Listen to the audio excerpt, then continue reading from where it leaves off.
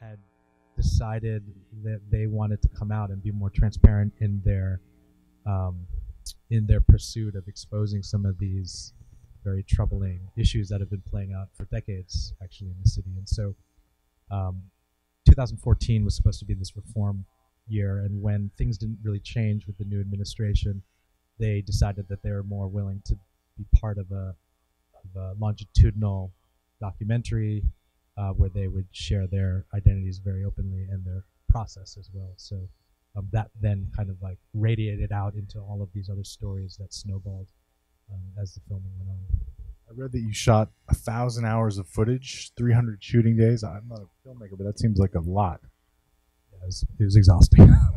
Did this become like an obsession for you? Was this the full-time thing that you were working on? Very much so. You know, I as a lot of us know, these are not, surprising issues. We all have heard about all of this stuff, but what was really remarkable to me was that it was so hard to kind of get it irrefutably on camera. You know, we've all seen the talking heads talk about this stuff, and we've heard these very contentious debates play out between anti-police and pro-law enforcement rivals, right? But yet, this was a voice that I was surprised that had not ever been incorporated into the police reform discussion, which is like active duty officers who actually have very, practical and experiential knowledge about what is going wrong policy-wise, what's playing out in precincts that is harmful to not just the community, but also officers. Yeah, and one of the most powerful aspects of the film, I thought, was its use of undercover recordings and video. And I wondered when I saw that, were they already doing that? Did you help? It looked like you were handing an officer a recorder at one point. To what extent did you facilitate them doing that? So, Angela knows very well that Edwin Raymond, the lead plaintiff in the class action lawsuit, had already been filming or recording on his own in the attempt to document his struggle, which was obviously deeply troubling and frustrating. He's a guy who is a cop that the force should absolutely promote and put into a leadership position because he could create so much officer legitimacy on the streets, and yet he was being squashed because he did not want to play the numbers game. And so there were other officers who wanted to partake in evidence collection, but maybe were not as sort of technologically up to speed. So I facilitated that, but I can't take credit for all of the recordings that they've collected in their class action that I helped out when necessary. Were there any legal implications? I mean, was what they were doing considered to be legal? I don't even know if New York is a one-party state or a two-party consent state. Yeah, it's one party. So only one person in the room has to know that a recording is taking place, which is convenient. And, in theory, they should be protected by whistleblower, protections. And Angela, why don't you speak to that issue? Well, I mean, I think in Edwin's case, when I first met Edwin, he explained to me that he was doing recordings because he knew he was being retaliated against for not following the quota system. And essentially what he was trying to do was really protect himself. And at some point he knew that if the retaliation continued, he would at least have recordings to defend himself at a worst case scenario. Is that a dangerous thing to do if other cops learn that that's happening? I mean, most definitely. I mean, I think it was dangerous for the officers just not to obey the quota system. And the extra added layer of recording their conversation with officers who had higher ranking than them is definitely dangerous. And all of them experienced some form of retaliation as a result, especially as their story became more visible and the press started to pay attention to it. I love the scene where the supervisor comes up and writes the officer up for wearing a hat. It's too warm. That's like classic Soviet-style bureaucracy, right here at home, right? How did you capture that scene? Was that serendipity? I mean, you just happened to be there? Yeah, so in the case of Officer Gonzalez, he had called that morning that he had found out he was going to be put on a retaliatory foot post, and I just asked him where he's going to be and if I could come down there. He told me that I could come down there and try and find him, and so I had a sense of where that kind of retaliation was happening. So I watched a full 8.5 hour shift funded by taxpayer dollars be played out with an officer who was stuck on a corner, disallowed from addressing any other crime conditions in that precinct, and it was astonishing. I was literally hiding in my car behind a telephone pole, and he sat there like a child on timeout. And so that was kind of like the catalyzing moment where I really felt like this was something that is literally happening in plain sight, and that you wouldn't know. You would just think, okay, that's nice as a cop on this desolate corner in case something happens here, But in fact, that made me kind of reassess every time I saw a cop on any corner. I'm like, well, what's really the engagement here, And what's the mission right now for this cop? A couple of times, officers brought up the name Adrian Schoolcraft. They also talked about Serpico, which I think most people know who Serpico was, but a lot of people don't know the Schoolcraft story, which is a fascinating one and very close to the stories of some of these officers. Why don't you explain what that was?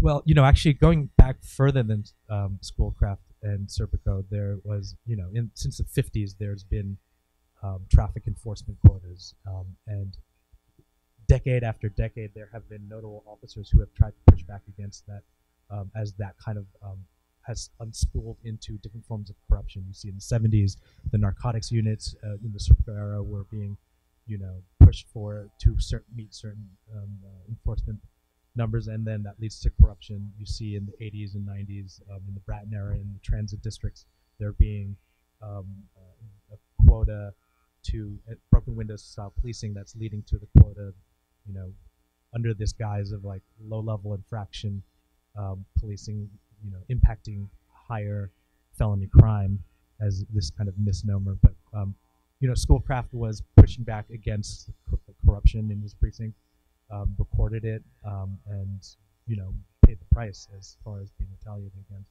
He's basically kidnapped, right, and taken to a psychiatric hospital and involuntarily committed, and he alleges that the police were complicit in that, and he had an ongoing lawsuit. While you were making your film, his lawsuit was pending, right? That's right. And, he was smart enough to have one recorder in his breast pocket, another on the bookshelf, so knowing that one recording would be confiscated, clearly. Now, why did you decide to juxtapose the story of Pedro Hernandez, which is not connected to these other officers, except maybe thematically? What was your thinking there? Well, this is a story that actually is very connected, and in the film we don't want to be heavy-handed with drawing, like connecting those dots, but Pedro is a perfect example of what happens when quota-driven, numbers-driven policing kind of runs rampant and spins out of control. He was the victim of 8 falsified arrests by an officer who wound up actually exceeding the quota and being promoted to detective. And so, as a young, person, if you are in a situation where you're arrested and you're forced to take a plea, then you are now on the hook for a menu of fines and court fees, all sorts of financial and emotional, psychological, legal forms of kind of entrapment and what are sort of, well, I guess you could call them vectors of social control that all sort of come to a converging point for in a situation like Pedro's. And so I wanted there to be this sense of people being able to see what the human toll was in your head. Yeah, I mean, I think the film, although it's not necessarily specifically articulated, is showing you a variety of things happening. So you see officers who are subject to following the legal quota system. One of the things that this illegal quota system does is it creates, a lot of folks are talking about this now in criminal justice reform circles, huge fines and fees, right? So communities are forced to pay the fines and fees of folks going throughout the system. Someone like Pedro's mother is forced to get him out of jail, hire a private investigator. So there's a tremendous amount of, some people refer to it as collateral consequences of being caught up in the criminal justice system.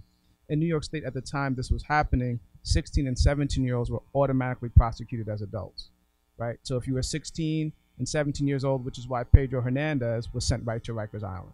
So 16 and 17-year-olds were automatically prosecuted as adults. At its height, about 50,000 16 and 17-year-olds in New York State were prosecuted as adults. There's a very popular young man named Khalif Browder who killed himself after he returned home from the Bronx. The same day he killed himself in the Bronx, a young man hung himself in Rikers Island. So the collateral consequences of 16 and 17-year-olds also now being housed in adult jails and prisons are tremendous. So the story really, when you start to look closely, paints a picture of a tremendous amount of challenges in the criminal justice system that I think when you look at the 12 and you look at Pedro Hernandez, just exacerbate this tremendous web of marginalization that's happening, not just in New York City, but throughout the country. I want to ask you, because I went and researched Pedro Hernandez, looked at the New York Times coverage of him, and they say, they have this line in the story. The police describe Mr. Hernandez as an active member of the Hilltop Boys, a violent crew operating around East 186th Street. They say he's been arrested 7 times since 2014 on felony charges, including gun possession, attempted murder, and armed robbery. But most of those cases were dismissed for lack of evidence. So you've investigated this man, I'm sure, as a kid. What's your conclusion? I mean, is he a criminal? Was he completely innocent? What's the story? I think by the time this film is actually officially launched later on in the fall, every single one of those arrests, there's only a couple left that are being played out. He will be exonerated from, and it's astonishing because the whole point about Pedro's story, a young man he's been arrested 8 times falsely, is that when there's a quota system, and again, this is not explicit, but we wanted it to be felt that when there's a quota system, what sort of the first thing that goes out of the door is officer discretion, because now there's a new metric. It's not sort of the quality of the arrest, it's how many arrests are you making, and are you making enough at the end of every month.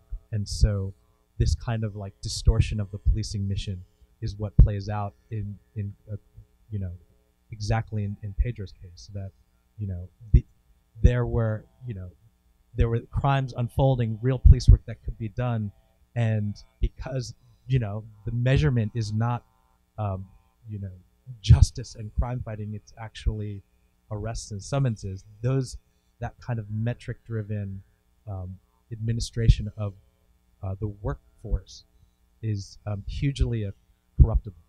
And why are the police telling the New York Times that he's a gang member? Is he not a gang member? I mean, this is like, this is a kind of classic public relations move. Pedro's story is incredibly damning.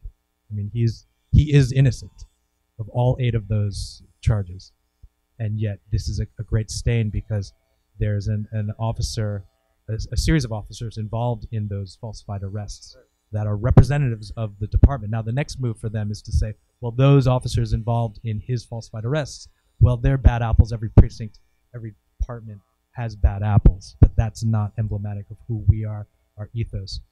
In some ways, they want to believe those words, but the problem is that the policy, as it plays out and trickles down to the rank and file, gets distorted. The mission of that policy, when it is distilled down to a number, at the monthly Comstat meetings, which are the assessment of precinct-wide performance on arrests, summonses, stop and frisks, that emphasis on that data basically abstracts sort of the police mission at the end of the day.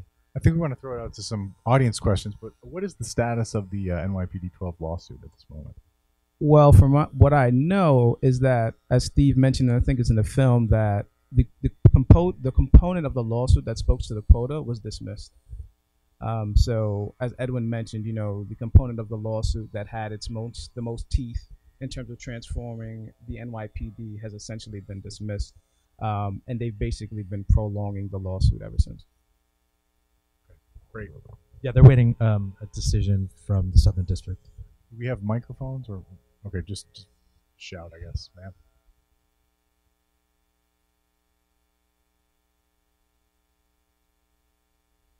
So that's a very complicated question that, the film hits on some of it, right? That there was not sufficient evidence, according to this judge's assessment. Also, the way that the 2010 quota law was actually written did not create a rightful cause of action for them to actually sue outside of the department.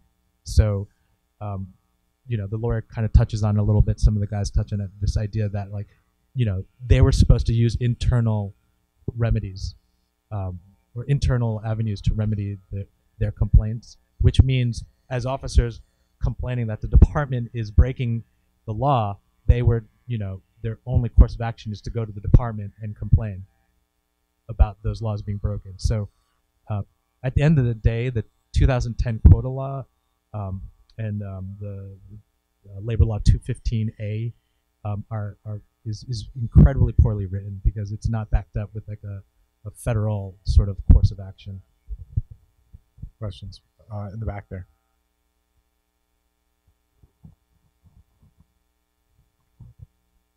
I was wondering how you got permission to film the at the academy, or when all of those big moments. Did they not know that you were doing this film and that you were possibly, or that you were probably going to be putting out damaging information? I think this idea of permission is really an interesting one.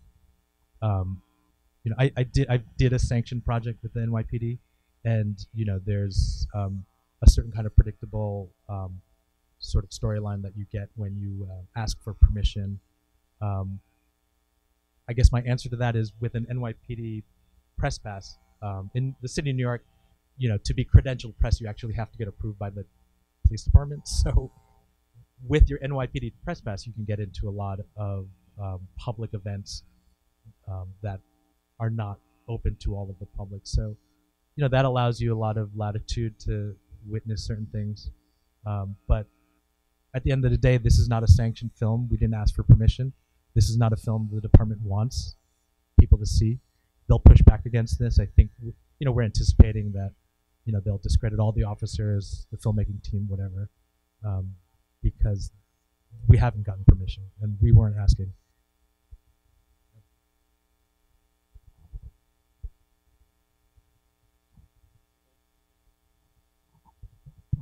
I first want to thank you and congratulate you on the film and the courage of all the officers. The piece that I'm sort of interested in is the community piece that can actually help you fight back. And you speak to that. Is that your hope for this film, is to really raise those communities so that you get the support that you need to try to change this and turn it around? Well, I'll just answer like sort of the first part of that, and then I'll give it to Angelo.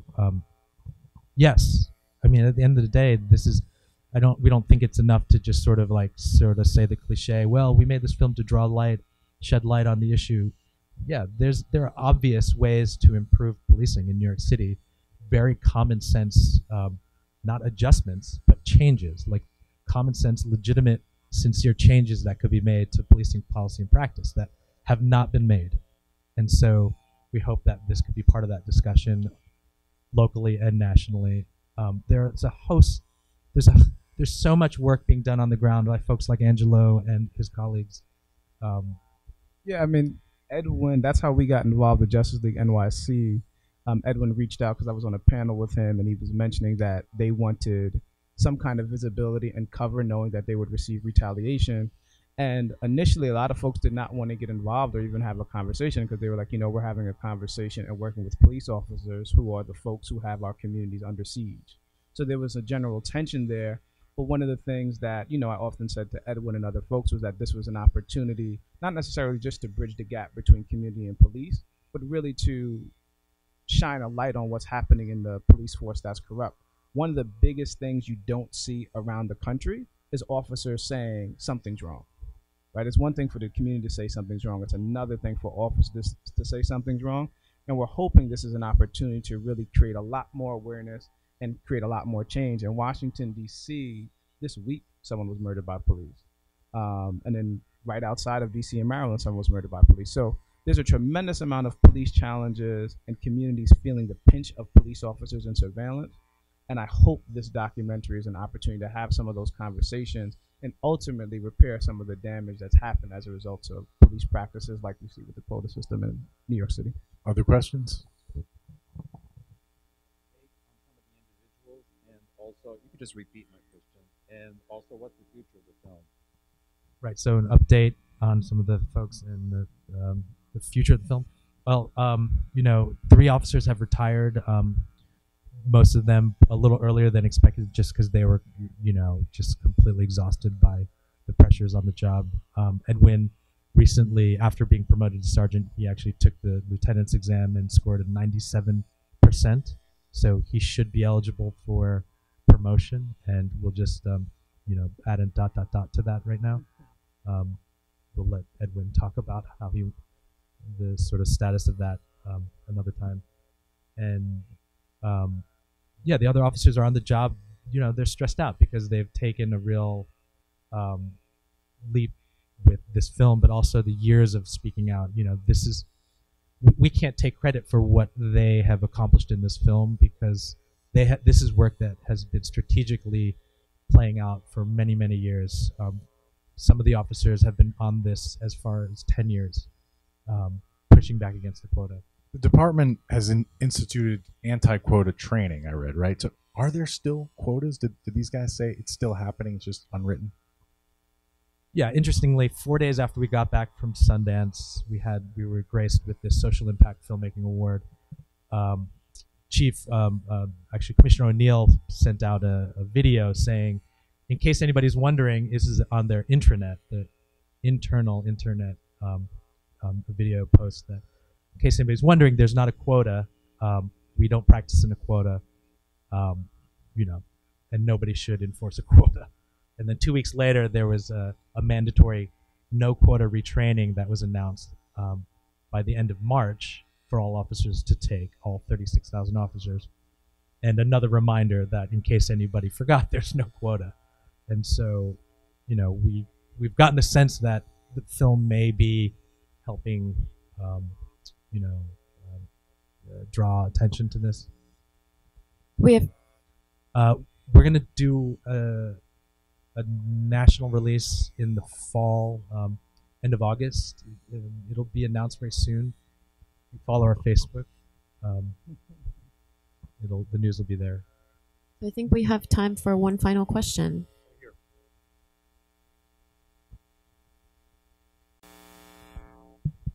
Thank you. I think the most heartbreaking scene in this film for me was when Pedro Hernandez was told his case was dismissed. That's a moment of celebration, or should be, but it was so bureaucratic and matter of fact, and case dismissed. And we knew how his life, I've seen films about Rikers Island, it's not a place you want to be, how his life was completely turned upside down, his mother's life, and all of the heartbreak and devastation of that. And it was just like, case dismissed, gavel, goodbye. So there was that. But one of the points you make is that there's a huge amount of money, I forget the dollar amount, made by arrests and summonses and so on, and that's counted on in the city budget. But it strikes me that all of those arrests and summonses that are doing nothing have a cost to the processing as well. So do people look at that countervailing cost, and you have cops being retaliated who are standing on a corner doing nothing all day? Do people look at those horrible costs on the opposite side of the revenue? Well, I think it was 900 million was the amount of revenue that was generated from these practices. But one of the things that some of the work I've been doing is folks talk about this new terminology called the cost of containment. And not just individuals who are incarcerated in jails and prisons, but communities that are under siege, because essentially what you have happening, I often say to folks, our communities are becoming open-air prisons, right? And we're starting to begin to quantify some of not just the financial impact, but the psychological and the family and community impact. And then the question becomes, which is a much more harder conversation, is who is held accountable for that, right? And what kind of cost and repair happens after we're able to calculate this tremendous financial, psychological, and communal cost. And some of that conversation is really just beginning to happen in a legitimate way. And the jail and court system is a massive complex, right? So these are, annual city budget line items. So the police department, in a way, has to justify its $5.6 billion annual budget by showing that even though nationally crime has been dropping for 30 years, city to city, that there's still some use for this massive army of 36,000 officers, and that this idea that the point of arrest is what justifies all of the other jobs, which are equivalent to city budget line items. So they, it justifies sort of the presence of personnel to be, and keeps them busy, and it allows this complex to stay functional so that the city can, keep the funding at a certain level. Thank you all very much for coming.